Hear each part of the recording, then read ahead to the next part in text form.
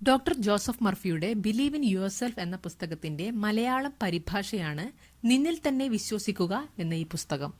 30-ലധികം ഗ്രന്ഥങ്ങളുടെ രചയിതാവായ Joseph Murphy ഉപബോധ മനസ്സിന്റെ ശക്തിയെപ്പറ്റി മനസ്സിലാക്കാനുള്ള സന്ദേശങ്ങളായിരുന്നു ലോകമെങ്ങും പ്രചരിപ്പിച്ചത്.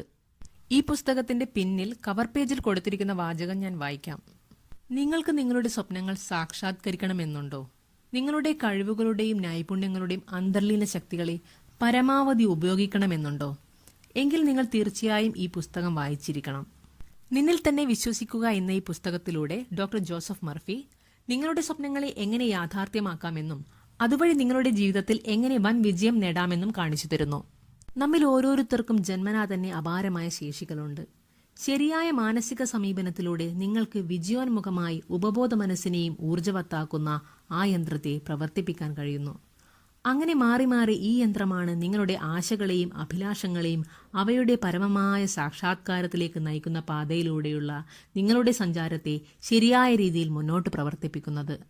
ഇത് ഈ പുസ്തകത്തിന്റെ കവർ പേജിൽ കൊടുത്തിരിക്കുന്ന ചില വാചകങ്ങളാണ്. 88 പേജ് മാത്രമുള്ള ഒരു ചെറിയ പുസ്തകമാണിത്. ആർക്കും ഒറ്റയിരിപ്പിന് വായിച്ചു തീർക്കാവുന്നതേയുള്ളൂ. ഇതിൽ 3 അധ്യായങ്ങളാണുള്ളത്. അധ്യായം 1 നിങ്ങളുടെ സ്വപ്നങ്ങളെ സത്യമാക്കുക. അധ്യായം 2 ഉപബോധ മനസ്സ് ബിസിനസ്സിൽ ഉപയോഗിക്കുമ്പോൾ. അധ്യായം 3 വിജയത്തെ എങ്ങനെ ഭാവന ചെയ്യാം.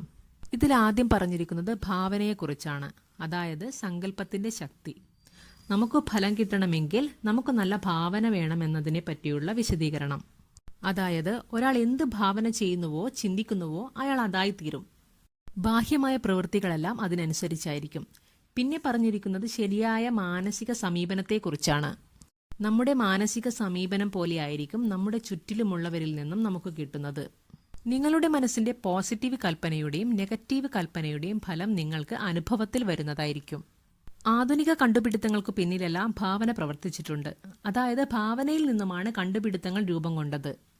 ഭാവനയുടെ ശക്തി വ്യക്തമാക്കാൻ ഇതിൽ പ്രഗത്ഭരായ ശാസ്ത്രജ്ഞരുടെയും എഴുത്തുകാരുടെയും ചിത്രകാരന്മാരുടെയും എല്ലാം അനുഭവങ്ങൾ ഉദാഹരണമായി പറയുന്നുണ്ട്. അവരുടെ ഭാവനയിൽ നിന്നാണ് നമുക്ക് അത്രയും പരിചിതമായിട്ടുള്ള കണ്ടുപിടുത്തങ്ങളും സിദ്ധാന്തങ്ങളും എല്ലാം ഉണ്ടാക്കപ്പെട്ടിരിക്കുന്നത് എന്നത് ഒരു വലിയ അറിവാണ്. ജോസഫ് മർഫി തനിക്ക് അടുപ്പമുള്ള ചില വ്യക്തികൾ ഭാവനയുടെ ശക്തി കൊണ്ട് ഉന്നതിയിൽ എത്തപ്പെട്ട സാഹചര്യങ്ങൾ കൂടെ ഇതിൽ വിവരിക്കുന്നുണ്ട്. ഇതിൽ ഓരോ കാര്യവും വിശദീകരിച്ചിരിക്കുന്നത് ബൈബിളിലെ ഉദ്ധരണികൾ എടുത്തുകൊണ്ടാണ്. അതുകൊണ്ട് എല്ലാവർക്കും ഇത് വായിച്ചെടുത്ത് മനസ്സിലാക്കുക എന്നാൽ കുറച്ച് വിഷമകരമായ കാര്യമാണ്. എന്നാലും നമുക്കിത് വായിച്ചു തുടങ്ങിയാൽ അടച്ചു വയ്ക്കാൻ മനസ്സ് വരികയുമില്ല. തീർച്ചയായും തനിക്കൊരു മാറ്റം വേണമെന്ന് ആഗ്രഹിക്കുന്ന ഏതൊരു വ്യക്തിക്കും കയ്യിൽ കരുതി വെക്കാൻ പറ്റുന്ന ഒരു പുസ്തകമാണിത്.